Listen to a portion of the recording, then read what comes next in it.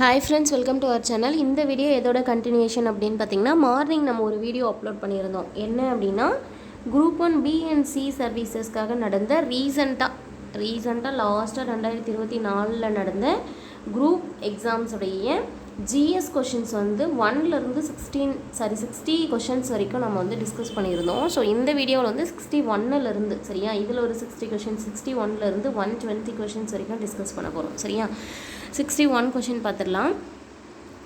கல்வியானது மத்திய அரசின் கட்டுப்பாட்டில் இல்லை என்றாலும் வழிகாட்டுதலில் இருக்க வேண்டும் என்று குறிப்பிட்டவர் யார்? அதாவது கல்வி வந்து நம்ம மத்திய அரசுடைய கட்டுப்பாட்டில் இல்லைனா கூட மத்திய அரசுடைய வழிகாட்டுதலின்படி இருக்கணும் அப்படின்னு சொன்னவங்க யார் அப்படின்னு பார்த்தீங்கன்னா மௌலானா ஆசாத் அவர்கள். 62வது கேள்வி பாருங்க. நமது தேசியத்தின் அடிப்படை இந்திய ஒன்றியம், ஆனால் மாநிலங்கள் அந்த ஒன்றியங்களின் கால்கள் என்று கருத்து சார்ந்த ஆணையம் எது? அதாவது நம்மளுடைய தேசியத்துடைய அடிப்படையே இந்திய ஒன்றியம் தான், ஆனால் அந்த மாநிலங்கள்லாம் இருக்கு இல்லையா, அந்த மாநிலங்கள் எல்லாமே அந்த ஒன்றியத்துடைய கால்கள் மாதிரி அப்படின்ற கருத்து சொன்ன ஆணையம் மாநில மறுசீரமைப்பு ஆணையம். அடுத்து பாருங்கள், ஒரு மேட்ச் ஷீட் கொடுத்துருக்காங்க. சரியா, இது வந்து அடிக்கடி கேட்கக்கூடிய கொஷின் தான். சரியா, அசோக் மேத்தா குழு என்ன பரிந்துரை கொடுத்தாங்க, பல்வந்த் ராய் மேத்தா குழு என்ன பரிந்துரை கொடுத்தாங்க, GVK ராவ் குழு, அப்புறம் காட்கில் குழு. சரியா, இதில் ஃபஸ்ட்டு அசோக் மேத்தா குழு அப்படிங்கிறது வந்து 2 அடுக்கு ஊரக பஞ்சாயத்தை வந்து பரிந்துரை செய்தாங்க. பல்வந்த் ராய் மேத்தா குழு 3 அடுக்கு ஊரக முறை. பல்வந்த் ராய் மேத்தா குழு வந்து 3 அடுக்கு ஊரக உள்ளாட்சி அமைப்பை பற்றி பரிந்துரை செய்தாங்க. GVK ராவ் குழு அப்படிங்கிறது பார்த்திங்கன்னா மாவட்ட வளர்ச்சி ஆணையர் பதவி வந்து ஒவ்வொரு மாவட்டத்திலையும் உருவாக்கணும் அப்படின்னு சொல்லியிருப்பாங்க. காட்கில் குழு வந்து மாநில நிதி ஆணையத்தை அமைக்கணும் அப்படின்னு சொல்லியிருப்பாங்க. ஸோ இதை சரியாக மேட்ச் பண்ணுங்கன்னா நமக்கு ஆன்சர் என்ன வரும் அப்படின்னு பார்த்திங்கன்னா ஆப்ஷன் பி. நெக்ஸ்ட் கொஷின் பார்க்கலாமா? 64வது, பஞ்சாயத்து ராஜ் பற்றிய சரியான வாக்கியங்கள் எது அப்படின்னு கேட்டிருக்காங்க. LM சிங்வி குழு பஞ்சாயத்து அமைப்புகளுக்கு அங்கீகாரம் வழங்க பரிந்துரைத்தது. அதாவது கான்ஸ்டிடியூஷனல் மேலே கொடுத்துருக்காங்க பாருங்கள், கான்ஸ்டிடியூஷனல் ஸ்டேட்டஸ் சட்ட அங்கீகாரம் வழங்க பரிந்துரை செய்தது LM சிங்வி குழுன்னு கொடுத்துருக்காங்க. இது சரியானது. ஆர்டிகல் 243B கிராம சபைகளை பற்றி குறிப்பிடுது அப்படின்னு கொடுத்துருக்காங்க. சரியா, கிராம சபைகள் வந்து பார்த்திங்கன்னா 243 ஏ ஐ திங்க் கிராம சபைகள் வந்து 243 தான் கொடுத்துருப்பாங்க. பஞ்சாயத்து ராஜ் அமைப்புகளை ஏற்படுத்திய 2வது மாநிலம் ஆந்திர பிரதேசம் கொடுத்துருக்காங்க. இதுவும் சரியானது. இந்த செகண்ட் மட்டும் கொஞ்சம் டவுட்டாக இருக்குது. 1 செகண்ட் இருங்க. அடுத்து 4th பாருங்கள், ஒவ்வொரு மாநிலமும் பஞ்சாயத்துகளுக்கென்றே தனியாக அமைச்சரை கொண்டிருக்க வேண்டும் என அசோக் மேத்தா குழு பரிந்துரை செய்ததுன்னு கொடுத்துருக்காங்க. ஒவ்வொரு மாநிலத்திலையும் பஞ்சாயத்து ராஜுகளுக்குன்னே தனியாக ஒரு அமைச்சர் இருக்கணும், பஞ்சாயத்து ராஜ் அமைச்சர் அப்படின்னு சொல்லியிருக்காங்க. சரியா, ஸோ இதில் நமக்கு சரியானது பார்த்திங்கன்னா 1, 3, 4 தான். சரியா, இது 4 கூறுகளில் 1, 3, 4 சரியானது. நான் சொன்னேன் இல்லையா, 2வதுலேருந்து 243 தான் வந்து கிராம சபைகளை பற்றி சொல்லியிருக்கோம். சரியா, அதே போல் தான் 243 அப்படிங்கிறது வந்து நகர சபைகளை பற்றி சொல்லியிருக்கோம். அடுத்து பாருங்கள், கூற்று காரணம் கொடுத்துருக்காங்க. கீழ்கண்ட கூற்றை கருதுவும் சரியான விடையை தேர்வு செய்யவும் அப்படின்ட்டு. ஸோ கூற்று என்ன அப்படின்னா, ஒரு மாநிலத்தின் ஆளுநரும் அமைச்சரவை குழுவும் ஒருவருக்கொருவர் பதிலளிக்க தேவையில்லை. ஒரு மாநிலத்தில் வந்து ஒரு ஆளுநர் இருக்காங்க அப்படின்னா அவங்களும் அமைச்சரவை குழுவும் ஒருவருக்கொருவர் பதிலளிக்க தேவையில்லை. ஆளுநருக்கும் அமைச்சரவை குழுவுக்கும் வந்து எந்த ஒரு பதிலும் சொல்ல வேண்டிய அவசியம் இல்லை. ஆளுநர் அமைச்சரவைக்கோ இல்லை அமைச்சரவை ஆளுநருக்கோ பதிலளிக்க தேவையில்லை, ஏனெனில் இருவரும் மக்களுக்கு பதிலளிக்க பொறுப்புடையவர்கள் அப்படின்னு கொடுத்துருக்காங்க. ஆக்சுவலாக வந்து இந்த கூற்று காரணம் நமக்கு பார்த்திங்கன்னா காரணம் வந்து தவறாக இருக்கும். ஏன்னா ஆளுநர் வந்து மக்களுக்கு பொறுப்பளிக்க கடமை உள்ளவர் அப்படின்னு எந்த இடத்துலையுமே இருக்காது. சரியா, அமைச்சரவை வேணுன்னா மக்களுக்கு வந்து பொறுப்பளிக்க கடமை உள்ளவராக இருப்பாங்க. பட் ஆளுநர் வந்து மக்களவைக்கு பொறுப்புடையவராக கடமை உள்ளவராக இருக்க மாட்டாங்க.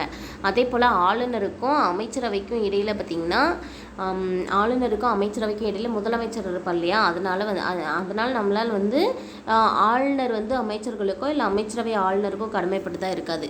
சரியா, ஸோ இதில் கூற்று சரியானது, காரணம் தவறானது. அடுத்தது பாருங்கள், மக்கள் இறைமை எனும் கருத்தில் ஏற்பட்ட மாறுதலை பற்றி கீழ்வரும் ஒரு கருத்து என்ன அப்படின்னு கேட்டிருக்காங்க. மக்கள் இறைமை அப்படிங்கிறதுல கூற்று காரணம் கொடுத்துட்டு ஃபஸ்ட்டு பாருங்களேன், முன்பு ஒரு காலத்தில் பாராளுமன்றத்தை கலைப்பது என்பது முடியாட்சியின் தனி சிறப்புரிமையாக இருந்தது. அதுக்கான காரணம் என்ன அப்படின்னா ஆனால் இன்று பாராளுமன்ற ஜனநாயகத்தில் ஏற்பட்டுள்ள முன்னேற்றம் அப்படிங்கிறது அவையை கலைப்பது என்பது பிரதமரின் சிறப்பு அதிகாரம் என்று ஆகிவிட்டது அப்படின்னு கொடுத்துருக்காங்க. ஒரு அவையை கலைக்கிறது வந்து பிரதமருடைய சிறப்பு அதிகாரமாக மாறிடுச்சு. முன்னாடியெல்லாம் முடியாட்சியுடைய சிறப்பு உரிமையாக இருந்தது அப்படின்னு கொடுத்துருக்காங்க. ஸோ அமைச்சர் என்ன பண்ணுவார் அப்படின்னா, பிரதம அமைச்சர் என்ன பண்ணுவார் அப்படின்னா, அமைச்சரவையை கலைக்க வந்து குடியரசுத் தலைவருக்கு பரிந்துரை செய்வார் அப்படிங்கிற லைன் படிச்சிருப்போம். அதை வச்சு தான் நம்ம இது சொல்ல முடியும். இதில் கூற்று காரணம் இரண்டுமே சரியானது தான். அது மட்டும் இல்லாமல் சரியான விளக்கமும் கூட. அடுத்து பாருங்களேன், கீழ்கண்டவற்றில் தவறான கூற்றை தேர்வு செய்க அப்படின்னு கொடுத்துட்டாங்க. துணை ஜனாதிபதி மேலவையின் உறுப்பினர் ஆவதற்கு தகுதி உடையவர் அப்படின்னு கொடுத்துருக்காங்க. மேலவை உறுப்பினர் ஆகிறதுக்கு துணை ஜனாதிபதிக்கு தகுதி இருக்குது அப்படின்னு சொல்லியிருக்காங்க. ரெண்டாவது பாருங்கள், அரசியல் அமைப்பின்படி துணை ஜனாதிபதி ஜனாதிபதியாக செயல்படுத்தும் பட்சத்தில் துணை ஜனாதிபதிக்கு செலுத்த வேண்டிய சம்பளம் சலுகைகளையும் அவை ஆகியவைகளை பெறுகிறார் அப்படின்னு கொடுத்துருக்காங்க. இந்த இடத்துல துணை ஜனாதிபதி அவர்கள் ஜனாதிபதியாக செயல்படும் பட்சத்தில் அவருக்கு துணை ஜனாதிபதிக்கு கொடுக்குற சம்பளம் கொடுக்க மாட்டாங்க. ஜனாதிபதி அதாவது குடியரசுத் தலைவருக்கு என்னவோ அதுதான் கொடுப்பாங்க. ஸோ இது தவறானது. ஜனாதிபதியால் உயர்நீதிமன்ற நீதிபதிகளின் எண்ணிக்கை முடிவு செய்யப்படுகிறது அப்படின்னு கொடுத்துருக்காங்க. உயர்நீதிமன்ற நீதிபதிகள் எத்தனை பேர் எண்ணிக்கை இருக்கணும் அப்படின்னு சொல்கிறவரும் ஜனாதிபதியால் முடிவு செய்யப்படுகிறது. இதுவும் சரியானது. அடுத்து, குடியரசுத் தலைவரின் கட்டுப்பாட்டில் அவசரகால நிதி இருக்கிறது. குடியரசுத் தலைவருடைய கட்டுப்பாட்டில் தான் அவசரகால நிதி இருக்குது அப்படின்னு கொடுத்துருக்காங்க. இதுவுமே சரியானது தான். நமக்கு குடியரசுத் தலைவரின் கட்டுப்பாட்டில் அவசரகால நிதி இருக்குது. இதில் நமக்கு என்ன கொடுத்துருக்காங்க, தவறான கூற்று. சரியா, நம்ம வந்து ஜனாதிபதி மேலவையோட உறுப்பினராக தகுதி அப்படின்னா மேலவையோட உறுப்பினராக இருக்கிறதுனால தான் அதில் வந்து ஒரு தலைவராகவே இருப்பார். மேலவை தலைவராக இருக்கிறதே வந்து பதவி வெளியில் துணை குடியரசுத் தலைவர் தான். ஸோ அப்படி பார்க்கும்போது நமக்கு ரெண்டாவது இருக்கிறது பாருங்கள், இந்த இடத்துல வந்து தவறாக இருக்குது. நம்ம முன்னவே பார்த்தோம் இல்லையா, அதுதான் தவறானதை கண்டுபிடின்னு கொடுத்துருக்காங்க. ஸோ செகண்ட் ஒன் மட்டும். அடுத்த கேள்வி போலாமா? பண மசோதா பாராளுமன்றத்தின் இரு அவைகளிலும் அறிமுகப்படுத்தப்படுகிறது. பாராளுமன்றத்தின் கீழ் சபை மக்களால் தேர்ந்தெடுக்கப்பட்ட அமைப்பு அப்படின்னு கொடுத்துருக்காங்க. சரியா, பண மசோதா வந்து மக்களவையில் மட்டும்தான் அறிமுகப்படுத்தப்படும். இங்கே கூற்றே தவறு. சரியா, மக்களவையில் மட்டும்தான் அறிமுகப்படுத்தப்படும். என்ன ரீசன் அப்படின்னு பார்த்தீங்கன்னா, பாராளுமன்றத்துடைய கீழ் சபை மக்களால் தேர்ந்தெடுக்கப்பட்டது. இதில் வந்து பாருங்கள், ஏங்கிறதே தவறானது, ஆனால் ஆறுங்கிறது சரியானது. ஃபஸ்ட்டு இருக்கிறது தவறானது, செகண்ட் இருக்கிற காரணம் வந்து சரியானது. அடுத்து பாருங்கள், கூட்டுறவு சங்கங்கள் தொடர்பான புதிய அரசு நெறிமுறை கொள்கைகளை சேர்ந்த அரசியலமைப்பு திருத்த சட்டம் எது அப்படின்னு கேட்டிருக்காங்க. கூட்டுறவு சங்கங்கள் தொடர்பான திருத்தம் பார்த்திங்கன்னா 97வது சட்ட திருத்தம் 2011. இதுதான் வந்து சரியானது. 97வது சட்ட திருத்தம் தான் கூட்டுறவு சங்கங்களுக்கு. இது படி வந்து எந்த இது சேர்க்கப்பட்டிருக்கோம் அப்படின்னா 19C வந்து சேர்த்துருப்பாங்க. 19(1) C சேர்த்துருப்பாங்க கூட்டுறவு சங்கங்கள் அமைப்பதற்கு.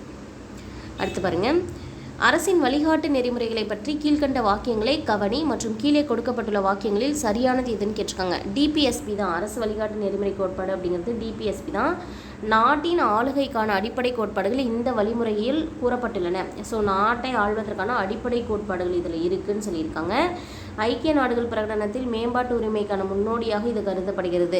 ஐநா சபையில் வந்து ஐநா பிரகடனத்தில் மேம்பாட்டு உரிமைக்கான முன்னோடியாக இருக்குது. நலரசு என்னும் கருத்தியலை உள்ளடக்கியதாக இதன் நோக்கம் இருக்குது. வழிகாட்டு நெறிமுறைகளை அமல்படுத்துவதற்காக நாடாளுமன்றம் அடிப்படை உரிமைகளை கூட திருத்தலாம் அப்படின்னு கொடுத்துருக்காங்க. ஸோ டிபிஎஸ்பி அப்படிங்கிறது வந்து வழிகாட்டு நெறிமுறை.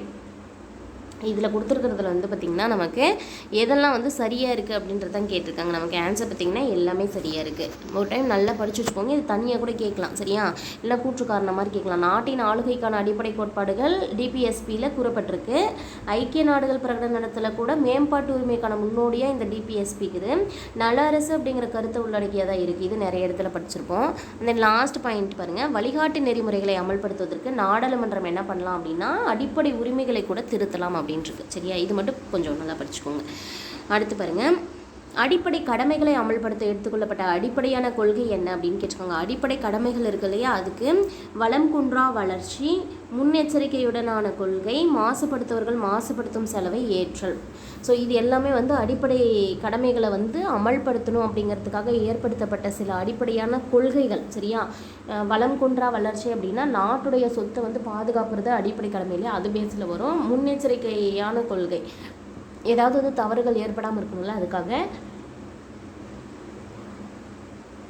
குற்ற நடவடிக்கைகள்லாம் மக்கள் ஈடுபடக்கூடாது அப்படிங்கிறதுக்காக முன்னெச்சரிக்கை நடவடிக்கை கொள்கை இருக்கும். மாசுபடுத்துவர்கள் வந்து மாசுபடுத்தக்கூடிய அந்த செலவு அவங்களே ஏற்கணும் அப்படிங்கிறது பார்த்திங்கன்னா காடுகள், ஏரிகள், ஆறுகள், குளங்கள்லாம் நாம் தானே பாதுகாக்கணும். அந்த மாதிரி இருக்கும்போது அது மாசுபடுற மாதிரி நடந்துக்குதில்ல, அதனால் அது எல்லாமே பொருந்தும். அதனால் மேற்கண்ட அனைத்தும் அப்படிங்கிறது சரியான ஆன்சர் வரும். குடியுரிமையை பெறுவது அல்லது நீக்கம் செய்வது என்னும் பாராளுமன்றத்தின் அதிகாரம் அதாவது இந்த சட்ட உறுப்பின் மூலமாக ஆகிறது. அதாவது குடியுரிமையை பெறுதல் அல்லது குடியுரிமையை நீக்கம் அப்படிங்கிற பாராளுமன்ற அதிகாரம் எந்த சட்டத்துக்கு உட்பட்டு வருது அப்படின்னு பார்த்தீங்கன்னா விதி 11 வரும். இதில் தான் வந்து குடியுரிமை தொடர்பானதே பார்த்திங்கன்னா விதி 5லிருந்து 11. அதில் பெறுதல் இழத்தல் அப்படிங்கிறது வந்து 3 வழிகளில் 5 வழிகளில் பெறலாம், 3 வழிகளில் குடியுரிமை இழக்கலாம். இந்த ஆர்டிக்கல் எதில் சொல்லப்பட்டிருக்கும் அப்படின்னா விதி 11 சொல்லப்பட்டிருக்கும். அடுத்தது பாருங்கள், ஆர்டிக்கல் பேஸ் கொஷின் தான். விதி 5, 11, 9, 8 அப்படின்னு சொல்லிட்டு 4மே கொடுத்துட்டாங்க. சரியா? விதி 5 அப்படிங்கிறது எதுக்கு பொருந்தும், சட்டப்பிரிவு 11 அப்படின்னா எதுக்கு பொருந்தும் அப்படிங்கிற மாதிரி. ஸோ விதி 11 நமக்கு தெரியும், குடியுரிமை மீது பாராளுமன்றத்தின் அதிகாரம் அப்படிங்கிறது பெறுதல் மற்றும் இழத்தல் அப்படிங்கிறது இருக்கு இல்லையா. அதனால் விதி 11க்கு வந்து நமக்கு 4ன்னு வரும். சரியா? செகண்டுக்கு 4ன்னு இருக்கக்கூடிய ஒரே ஒரு ஆன்சர் என்ன அப்படின்னு பார்த்தீங்கன்னா லாஸ்ட் தான். இப்படி இந்த மேட்ச் ஷீட்டை பொறுத்த வரைக்கும் ஒரு ஆன்சரை ஃபஸ்ட்டு உங்களுக்கு தெரிஞ்சதை மேட்ச் பண்ணி அதை வச்சு ஆன்சர் எடுக்க முடியுதா அப்படின்னு பார்க்கணும். மீதி எல்லாமே பார்த்துச்சுக்கோங்க.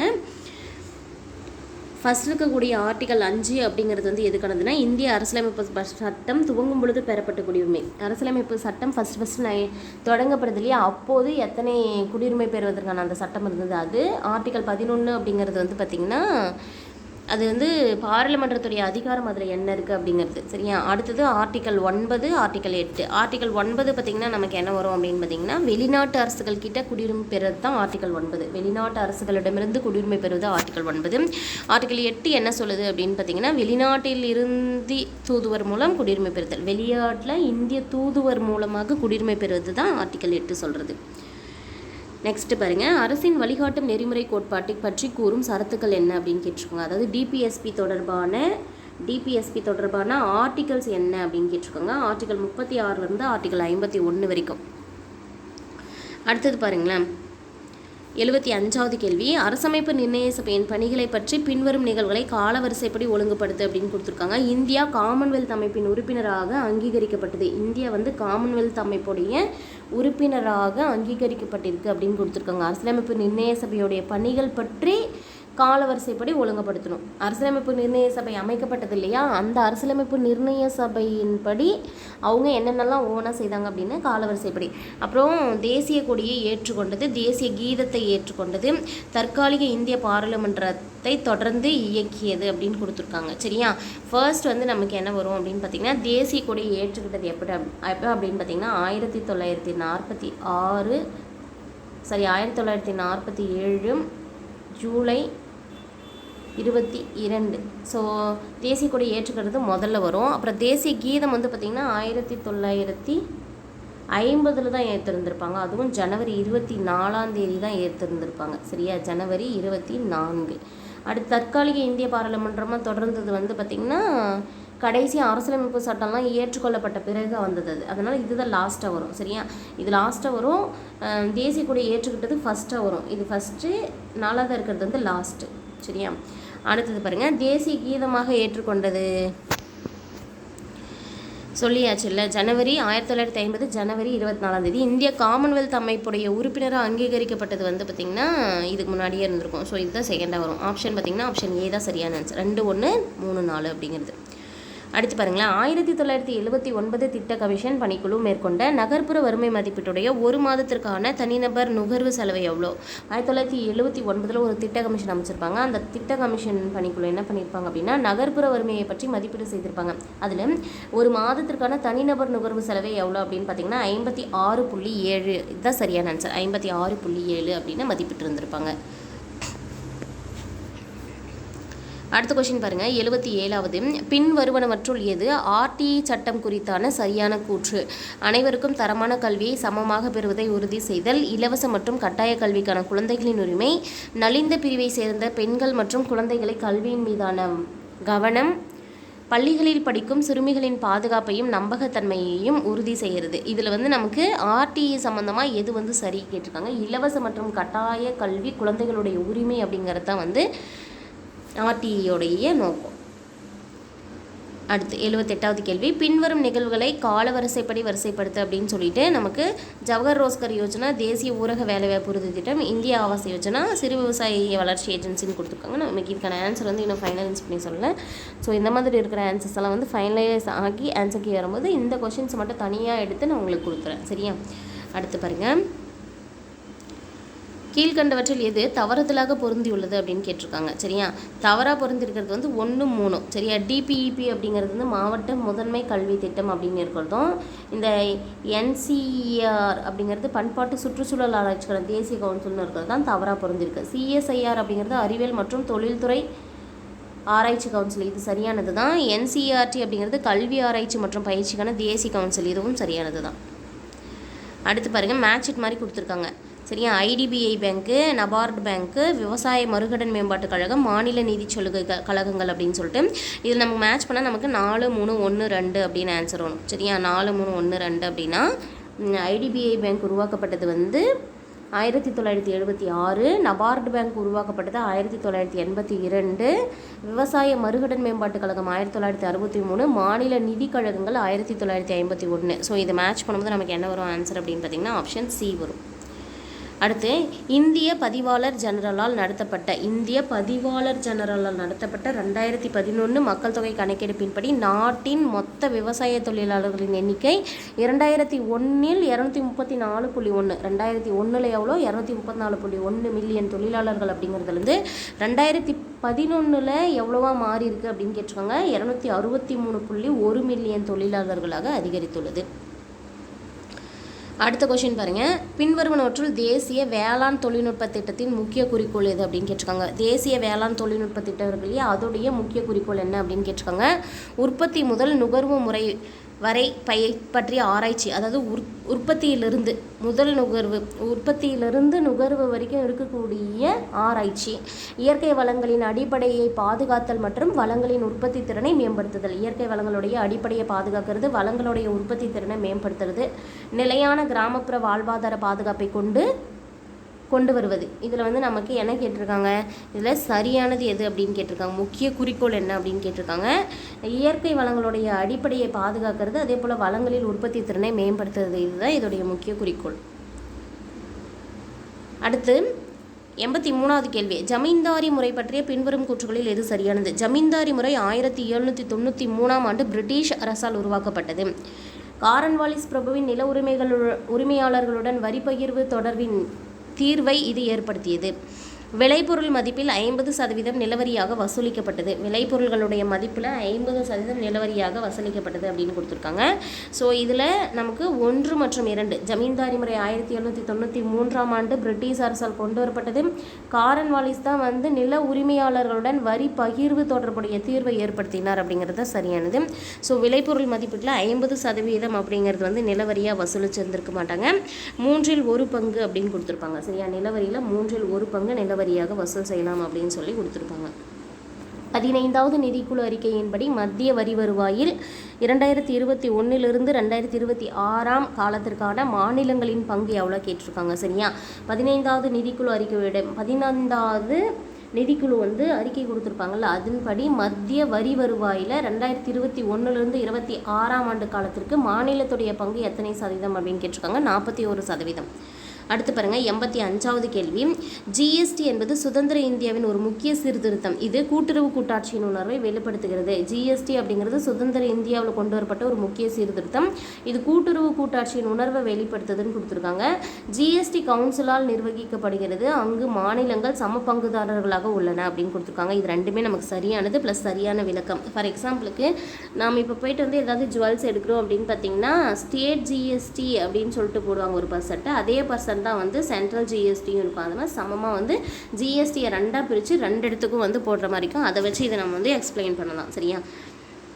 பின் வருவனவற்றுள் எது மறைமுக வரிக்கு உதாரணம் இல்லை அப்படின்னு கேட்டிருக்காங்க. அதாவது மறைமுக வரிக்கு உதாரணம் இல்லை அப்படின்னா என்ன அர்த்தம்? நேர்முக வரி. ஸோ வருமான வரி தான் நேர்முக வரி. சரக்கு மற்றும் சேவை வரி, அதாவது ஜிஎஸ்டி, சுங்க வரி, கலால் வரி, இதெல்லாம் வந்து மறைமுக வரி. சரக்கு வரி, சுங்க வரி, கலால் வரி எல்லாம் மறைமுக வரி. அடுத்து பாருங்கள், பின்வரும் கூற்றுகளில் இந்திய பொருளாதாரத்திற்கு பொருத்தமானது எது அப்படின்னு கேட்டிருக்காங்க. இந்திய பொருளாதாரம் வந்து கலப்பு பொருளாதாரம். கலப்பு பொருளாதாரம் அப்படின்னா தனியார் துறைகளுக்கு எண்ணற்ற ஊக்கங்கள் அளிக்காமல் அதிகமான கட்டுப்பாடுகளை விதிப்பது அப்படின்னு கொடுத்துருக்காங்க. ஸோ கலப்பு பொருளாதாரத்துடைய நோக்கம் அது கிடையாது. அரசு கட்டுப்பாட்டின் கீழ் இல்லாத பொருளாதார துறைகளுக்கு இங்கு இலக்கு நிர்ணயிக்கப்பட்டிருக்குன்றாங்க. இதுவும் கிடையாது. சரியா, இந்திய பொருளாதாரம் ஒரு கலப்பு பொருளாதாரம், இதுதான் சரியானது. அடுத்து பாருங்க, பூரா திட்டம், அதாவது பியூரா மாதிரி அப்படின்னு சொல்லுவாங்க. இது வந்து பார்த்திங்கன்னா அப்துல் கலாம் அவர்களால் கொண்டு வரப்பட்ட ஒரு திட்டம். பியூரா திட்டம் ஏன் உருவாக்குனாங்க அப்படின்னு கொஷின் கேட்டிருக்காங்க. நமக்கு பாருங்களேன் ஆன்சர் என்ன அப்படின்னு பார்த்தீங்கன்னா, விவசாயம் மற்றும் உணவு பதப்படுத்துதல் நாட்டின் அனைத்து பகுதிகளுக்குமான உறுதியான தரமான மின்சக்தி, அனைவருக்கான கல்வி மற்றும் சுகாதாரம். இந்த அந்நிய முதலீடு அதில் வராது. சரியா, அதனால் இது 3 ஃபஸ்ட்டு 3 பாருங்கள், ஆப்ஷன் சியில் இருக்குது, ஏ, பி மற்றும் சி தான். அடுத்து பாருங்கள், 89வது கேள்வி, பின்வருவனவற்றுள் 2019-20 பதிவு செய்யப்பட்ட விகிதங்கள் எது அப்படின்னு கேட்டிருக்காங்க. மொத்த உள்நாட்டு சேமிப்பு விகிதம் 30.9%, முதலீடு 32.2%. அதாவது சேமிப்பு 30.9%, முதலீடு 32.2% அப்படிங்கிறது சரியானது. அடுத்து மனித வளர்ச்சி அறிக்கை 2010 பல பரிமாண வறுமை குறியீட்டில் அறிமுகப்படுத்தப்பட்ட பரிமாணங்கள் யாவை அப்படின்னு கேட்டிருக்காங்க. 2010 தான் பல பரிமாண வறுமை குறியீடு. இது ஒரு தனியாக ஒரு கொஷினாக கேட்பாங்க அடிக்கடி. சரியா, பல பரிமாண வறுமை குறியீடு 2010 மனித வளர்ச்சி அறிக்கையில் இதில் அறிமுகப்படுத்தப்பட்ட பரிணாமங்கள் என்ன அப்படின்னு பார்த்தீங்கன்னா, ஆரோக்கியம், கல்வி மற்றும் வாழ்க்கை தரம். சரியா, இந்த பல பரிமாண வறுமை குறியீடு எதை பேஸ் பண்ணி இருந்தது அப்படின்னா, ஆரோக்கியம், கல்வி மற்றும் வாழ்க்கை தரம் அப்படிங்கிறது சரியான ஆன்சர். 91வது கேள்வி பார்த்துடலாமா. 1932ஆம் ஆண்டு செப்டம்பர் மாதம் எரவாடா சிறையில் காந்தி சாகுமுறை உண்ணாவிரதம் இருப்பார். சரியா, அதுக்கு முக்கிய காரணமாக இருக்கிற நிகழ்வு என்ன அப்படின்னா, ராம்சே மெக்டொனால்ட் வந்து வகுப்புவாத பிரிவினை அறிவிச்சிருந்திருப்பார். அந்த வகுப்புவாத பிரிவினையில் பார்த்தீங்கன்னா இரட்டை வாக்குரிமை முறை வந்து ஒதுக்கப்பட்ட மக்களுக்கு அதாவது ஒரு தொகுதி இருக்குது அப்படின்னா, எலெக்ஷனில் ஒரு தொகுதி இருக்குது அப்படின்னா 2 வேட்பாளர்கள் நிற்கலாம், ஒரு பொது வேட்பாளரும் ஒரு தனி தொகுதி வேட்பாளரும் அப்படின்னு சொல்லிட்டு ஓட்டு போடுற மக்கள் வந்து இரட்டை வாக்குரிமையோட 2 ஓட்டுகள் வந்து போடலாம் அப்படிங்கிற மாதிரி கொடுத்துருப்பாரு. ஸோ அதை பேஸ் பண்ணி என்ன பண்ணுவாங்க அப்படின்னா, 1932 செப்டம்பர் மாதம் எரவாடா சிறையில் சாகுமுறை உண்ணாவிரதம் இருக்குன்னு சொல்லுவார். அதன் பிறகு அம்பேத்கர் மற்றும் ஆங்கில அரசு, காந்தியடிகள் இவங்க 3 பேருக்கும் ஒரு ஒப்பந்தம் நடக்கும், பூனா ஒப்பந்தம் அப்படின்னு சொல்லிட்டு. அது எப்போ அப்படின்னு பார்த்தீங்கன்னா 1932 செப்டம்பர் 24 அன்னைக்கு. அதன்படி வந்து தனி வாக்குரிமை, இரட்டை வாக்குரிமை, தனி வேட்பாளர் அப்படிங்கிறதெல்லாம் தாண்டி தனி தொகுதிகள் வந்து வழங்கப்படும் அப்படின்னு சொல்லி அறிவிக்கப்படும். அடுத்து பாருங்கள், 92வது கேள்வி. சரியா, என்னுடைய சகாக்களை கலந்தாலோசிக்காமலேயே ஆகஸ்ட் கொடையை நான் நிராகரிக்கிறேன். மேற்கூறிய கூற்றை யார் சொன்னாங்க? அதாவது என்னுடைய சகாக்களை ஆகஸ்ட் கொடை அப்படிங்கிறது வந்து பார்த்திங்கன்னா நிராகரிப்பார் ஒருத்தர். இந்திய தேசிய காங்கிரஸ் மற்றும் முஸ்லீம் லீக் வந்து ஏற்க மறுப்பாங்க. அதை வந்து எப்படி சொல்லியிருப்பாருன்னா, என்னுடைய சகாக்களை கலந்தாலோசிக்காமலே, அதாவது இந்திய தேசிய காங்கிரஸில் இருக்கிற காங்கிரஸ், முஸ்லீம் லீக் யாரையுமே நான் கலந்தாலோசிக்காமல் வேண்டானே நான் நிராகரிக்கிறேன் அப்படின்னு சொன்னவங்க யாருன்னு பார்த்தீங்கன்னா மௌலானா அபுல் கலாம் ஆசாத் அவர்கள் தான். அடுத்த கேள்வி பாருங்கள், 1940 மார்ச்சின் போது அகில இந்திய இஸ்லாமிய கூட்டமைப்பு பாகிஸ்தான் தீர்மானத்தை டேஸ் அமர்வில் கொண்டு வந்தது. 1940 மார்ச்சின் போது அகில இந்திய இஸ்லாமிய கூட்டமைப்பு பாகிஸ்தான் தீர்மானத்தை லாகூர் மாநாட்டு அமர்வில் கொண்டு வந்தது. சரியா, பாகிஸ்தான் தீர்மானம் லாகூர் மாநாட்டு அமைப்பில் தான் கொண்டு வரப்படும். 1922 மகாத்மா காந்தி ஒத்துழையாமை இயக்கத்தை தற்காலிகமாக ரத்து செய்துவிட்டார். CR தாஸ் மற்றும் மோதிலால் நேரு அந்த இயக்கத்தை வெறுத்தனர் அப்படின்னு கொடுத்துருக்காங்க. இவர் வந்து தற்காலிகமாக ஒத்துழையாமை இயக்கத்தை வந்து நிறுத்தினதுக்கு ரீசன் என்ன அப்படின்னு பார்த்தீங்கன்னா, 1922 சௌரி சௌரா சம்பவம் நடந்திருக்கும் இல்லையா, இந்த ரீசன்னால் தான் அவர் நிறுத்தியிருப்பார். ஸோ அப்படி பார்க்கும்போது நமக்கு கூற்று சரி, காரணம் தவறு, ஆப்ஷன் சி தான் சரியான ஆன்சராக வரும். அடுத்த கேள்வி பார்க்கலாம். சரியான பொருத்தங்களை தேர்வு செய்க அப்படின்னு கொடுத்துட்டு அமைப்புகள் அப்படின்னு கொடுத்துருக்காங்க. அனுசீலன் சமிதி, டாக்கா அனுசீலன் சமிதி, அப்புறம் அஞ்சுமன் மொஹிப்பன் வதன், இந்துஸ்தான் குடியரசு இராணுவம் அப்படின்னு கொடுத்துட்டு இதில் சரியான பொருத்தம் எது அப்படின்னு கேட்டிருக்காங்க. அனுசீலன் சமிதி வந்து பிரமோதா மிட்டர் அப்படிங்கிறவங்க வந்து உருவாக்குனது கொடுத்துருக்காங்க. ஸோ இது மட்டும்தான் சரியானது. அனுசீலன் சமிதி அப்படிங்கிறது பிரமோதா மிட்டர் அப்படிங்கிறது தான் சரியானது. அடுத்த கேள்வி பாருங்கள், 96வது, பின்வரும் எந்த சிறையில் நேருவால் த டிஸ்கவரி ஆஃப் இந்தியா புத்தகம் எழுதப்பட்டதுன்னு கேட்டிருக்காங்க. அகமது நகர் கோட்டை சிறையில் இருக்கும்போது தான் த டிஸ்கவரி ஆஃப் இந்தியா அப்படிங்கிற இவருடைய ஃபேமஸான புக் வந்து அவர் எழுதியிருப்பார். அடுத்து 97வது, பின்வருபவற்றுள் எவை மௌலானா அபுல் கலாம் ஆசாத் பற்றிய சரியான கூற்றுன்னு கேட்டிருக்காங்க. மௌலானா அபுல் கலாம் ஆசாத் கிலாஃபத் இயக்கத்தில் முக்கிய பங்கு வகித்தார். ரெண்டாவதாக பாருங்களேன், முஸ்லீம் லீகின் கொள்கைகளை அவர் எதிர்த்தார், பிரிவினைக்கு அவர் மனம் வந்து ஆதரவளித்தார். ஸோ இதில் மௌலானா அபுல் கலாம் ஆசாத் கிலாஃபத் இயக்கத்தில் முக்கியமான பங்கு வகித்தார். இதுவும் சரியானது. முஸ்லீம் லீக் கொள்கைகளை வந்து அவர் எதிர்த்தார். அவர் வந்து இந்திய காங்கிரஸும் முஸ்லீம்களும் ஒற்றுமையாக இருக்கணும்னு தான் நினச்சாரு. ஸோ முஸ்லீம் லீகோடைய கொள்கைகளை எதிர்த்தார். இதுவும் சரியானது. பிரிவினைக்கு அவர் மனமு வந்து ஆதரவளித்தார்னு கொடுத்துருக்காங்களே, இது மட்டும் தவறானது. ஆப்ஷன் சி தான் சரியான ஆன்சர். வேதாரண்யம் உப்பு சத்தியாகிரகத்தை ராஜாஜி தொடங்கிய நாள் எது அப்படின்னு கேட்டிருக்காங்க. சரியா, வேதாரண்யம் உப்பு சத்தியாகிரகம் ராஜாஜி எப்போ தொடங்கினாங்க அப்படின்னு கேட்டிருக்காங்க. ஏப்ரல் 13 1930. சரியா, வேதாரண்யத்திலிருந்து ராஜாஜி உப்பு சத்தியாகிரகத்தை தொடங்கிய நாள் ஏப்ரல் 13 1930. அதே போல் அவர் போயிட்டு எப்போ வந்து ரீச் ஆகிருப்பார் அப்படின்னு பார்த்தீங்கன்னா ஏப்ரல் 13 ஏப்ரல் 28 வரைக்கும் பயணம் மேற்கொண்டிருப்பார். 28 1930 பயணம் முடிச்சிருந்திருப்பார். பட் சட்டமறுப்பு இயக்கத்தை அங்கே வந்து உப்பெடுக்கும் அந்த போராட்டத்தை தொடங்கியது வந்து பார்த்திங்கன்னா ஒரு நாள் கழிச்சு ஏப்ரல் 30 தான் நடந்திருக்கும். இந்த டேட்டில் ரொம்ப முக்கியமானது, நல்லா ஞாபகம் வச்சுக்கோங்க. சரியா, ஏப்ரல் 30 உப்பெடுத்திருப்பார்.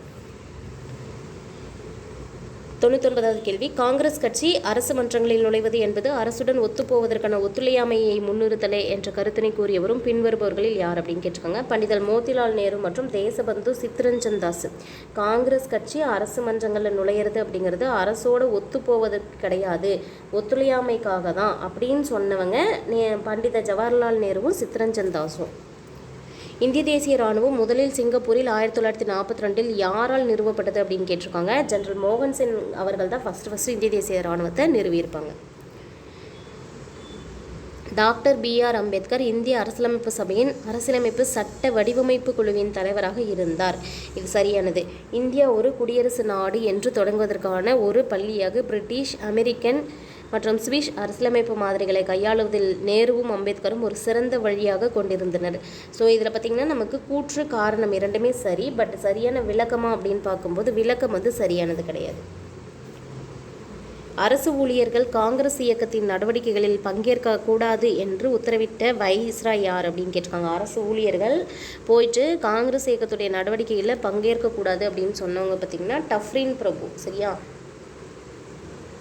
அடுத்து 103வது கேள்வி, இந்திய தேசிய காங்கிரஸின் கூட்டத்தை அதன் நிகழ்விடத்தோடு பொறுத்துக்கு அப்படின்னு கொடுத்துருக்காங்க. இந்திய தேசிய காங்கிரஸுடைய முதல் கூட்டம் எங்கே நடைபெற்றது அப்படின்னு பார்த்தீங்கன்னா பம்பாயில் நடைபெற்றது. இந்திய தேசிய காங்கிரஸின் 2வது கூட்டம் கல்கத்தாவில் நடைபெற்றது. இந்திய தேசிய காங்கிரஸின் 3வது கூட்டம் மெட்ராஸில் நடந்தது. இந்திய தேசிய காங்கிரஸின் 4வது கூட்டம் அலகாபாத்தில் நடந்தது. ஆன்சர் பார்த்திங்கன்னா நமக்கு ஆப்ஷன் டி. அடுத்த கேள்வி பார்க்கலாமா. ஈஸ்வர சந்திர வித்யாசாகர் பற்றிய பின்வரும் கூற்றுகளில் எது உண்மை அப்படின்னு கேட்டிருக்காங்க. அவர் வந்து ஷோம் பிரகாஷ் என்ற பத்திரிகையை தொடங்கினார். ஈஸ்வர சந்திர வித்யாசாகர் ஷோம் பிரகாஷ் என்ற பத்திரிகையை தொடங்கினார். இது ரைட்டா அப்படின்னா ரைட்டு. அவர் இந்திய சங்கத்தை நிறுவியவர் அப்படின்னு கொடுத்துருக்காங்க. தவறானது. அவர் பிரஜ்பாஷு என்ற புத்தகத்தை எழுதினார். இதுவும் தவறானது. ஸோ நமக்கு ஃபஸ்ட் மட்டும் தான் சரியானது. Option A. சித்து மற்றும் கன்ஹு ஆகிய இருவரும் தொடர்புடைய கழகம் எது அப்படின்னு பார்த்தோம்னா சாந்தல் கழகம். சித்து கன்ஹு அப்படிங்கிறவங்க சாந்தல் கழகத்தோடு தொடர்புடையவர்கள்.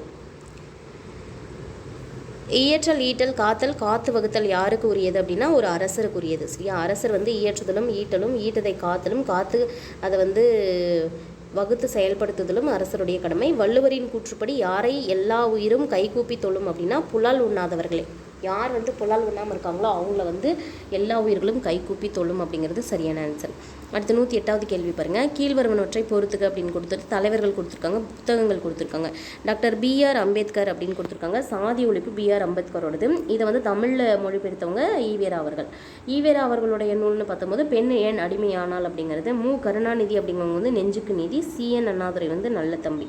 ஸோ இப்படி நம்ம பார்க்கும்போது அண்ணாதுரை வந்து தம்பிக்கு கடிதம் எழுதியிருப்பாங்க. அது கூட ஞாபகம் வச்சுக்கோங்க. ஸோ மேட்ச் பண்ணுங்கன்னா நமக்கு சரியான ஆன்சர் என்ன வரும் அப்படின்னு பார்த்தீங்கன்னா 2, 3, 4, 1. ஆப்ஷன் டி தான் சரியான ஆன்சர். பின் வருவனவற்றுள் பெரியார் ஈவேரா பற்றிய உண்மையான கூற்று எது அப்படின்னு கேட்டிருக்காங்க. ஈவேரா தமிழர்களுக்கு எதிராக ஒரு பெரிய தாக்குதலை நடத்த சிங்களவர்களை ஊக்கப்படுத்தினார் அப்படின்னு கொடுத்துருக்காங்க. ஸோ இது தவறானது. இவர் தீண்டாமை, சமத்துவமின்மை மற்றும் பாலின அடிப்படையிலான வேறுபாடுகளின் தீமைகளை ஒழிக்க பாடுபட்டார் அப்படின்னு கொடுத்துருக்காங்க. அதே போல் ஜாதி மத நிறுவனங்கள் மற்றும் ஜமீன்தாரி முறையை ஒழிக்க பாடுபட்டார். 2, 3 ரெண்டுமே சரியானது. ஃபர்ஸ்ட் ஒன் மட்டும் தவறானது. தமிழர்களுக்கு தான் அவர் வந்து ஆழ்ந்த ஈடுபாட்டோடு வந்து அவங்களுக்கு பாதுகாப்பு கொடுத்துருந்துருப்பாங்க, அவங்களுக்கு தான் சப்போர்ட் பண்ணியிருப்பாங்க.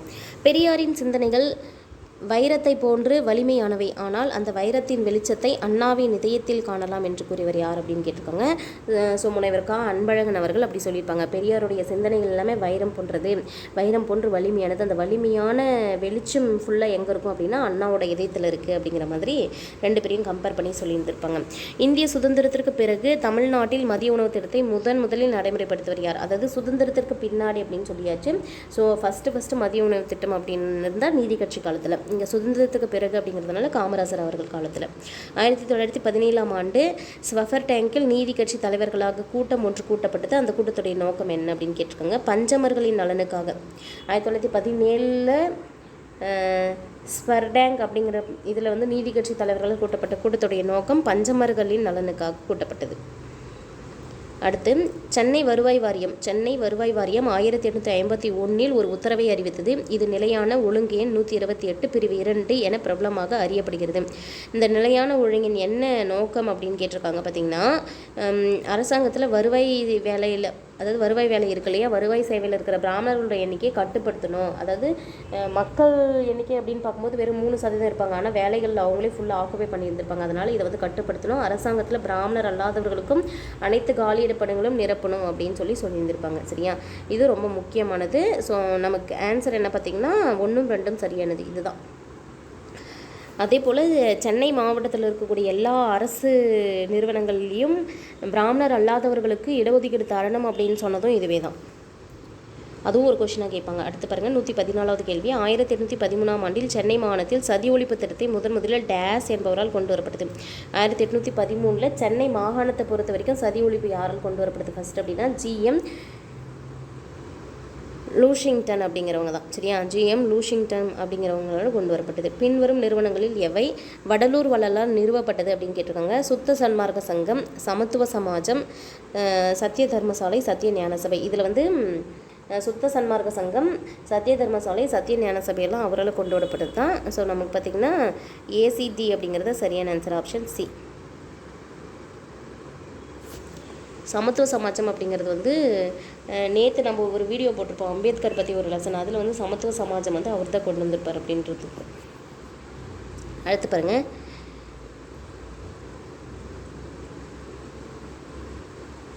இதில் நமக்கு என்ன கேட்டிருக்காங்க அப்படின்னா சரியான பொருத்தம் கேட்டிருக்காங்க, அதாவது அப்ரிவேஷன் மாதிரி. சரியா, இதில் நமக்கு சரியாக பொருந்திருக்கிறது வந்து AIWCக்கு வந்து ஆல் இண்டியா உமன்ஸ் கான்ஃபரன்ஸ், அனைத்து இந்திய பெண்கள் மாநாடு. அதே போல் AITUC அப்படிங்கிறது அனைத்து இந்திய தொழிற்சங்க காங்கிரஸ். இது 2 தான் சரியாக பொருந்திருக்கு. சரியா,